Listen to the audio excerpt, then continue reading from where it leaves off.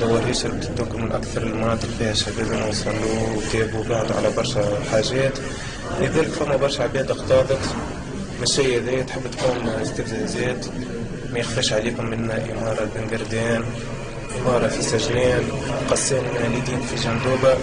بعد تحاولوا بنزارة كل مرة حصلوا الفتنة في بلاصة. قد كان المنطقة هذه منطقة دوار يشر، لازم انه يحاولوا يضربوا الطيارة هذه، لازم انه يعملوا بلدة. شنو هي البلدة؟ انه صارت في الأيام الأخيرة وعندنا شهود وكل شيء، انه معروف نداء تونس انه حتى أعلنوا صراحة على زعيمهم قائد السبسي انه يرحم كافة التجمعيين. يقوم بالحملة نتاعو الانتخابية من التو، قام بتفرقة في قبل أيام العيد أموال، خاصة في المنطقة ذيك اللي يسموا خالد الحباسي، إنه قام في المنطقة ذيك كهو. الحومة ذيك معروفة إنه أكثر حومة إنها تلم المنحرفين، بائع الخمور وبائع الزطلة، حتى إنه الأمن إنه على بالهم بالشيء هذا، وعلى بالهم إنه يكونوا يبيعوا في المخدرات ومين يستهلكوا المخدرات هذه. لكن إنه حبوا تصير فتنة بيننا وبيناتهم، حتى انه احد الشباب جاء من المنحرفين، جاء احد الشباب من الاخوه، قالوا علاش نحن انه باش تظلموا علينا ونحن خاطينا ولاد حومه. قالوا منين جيت الخبر هذا؟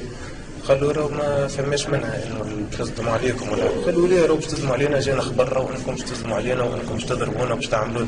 حسين كبش فيه بقى يحكي معاه كل شيء. قالوا لنا راهو جاني واحد من الابحاث قال لي راهو انه الشباب السلفي راهو بالكم بالكم راهو باش تظلموا عليكم اليوم العشاء.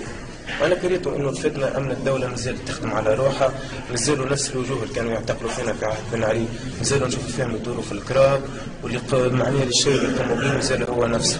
فصار الواقع معناه إنه صارت في الأيامات الأخرانية إنه أحد الأخوة فهمتني يسكن شيء السبت، إنه يسكن منطقة بحذا المقبرة، فغاديك يحتسيوا في الخمور في المقبرة، وفما جنينة بحذا المقبرة.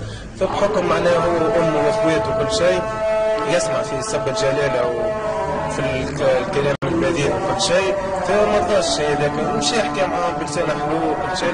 برغم انهم شاربين خمر حاولوا انه يعتدوا عليه، جابوا ولاد حوم واعتدوا عليه، فهمتني؟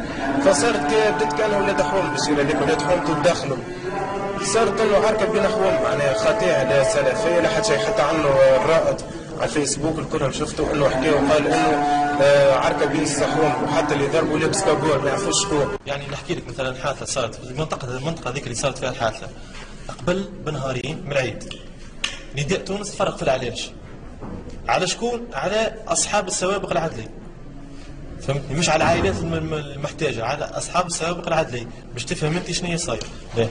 واكبر دليل اخر معناتها زوز كوادر من نداء تونس يمشيوا للعون الامن المضروب هذايا ويهزوا معهم كاميرات وكذا، توظيف سياسي باين القصه يعني، فهمتني؟ يعني هنا واضح توظيف سياسي يعني الحكايه.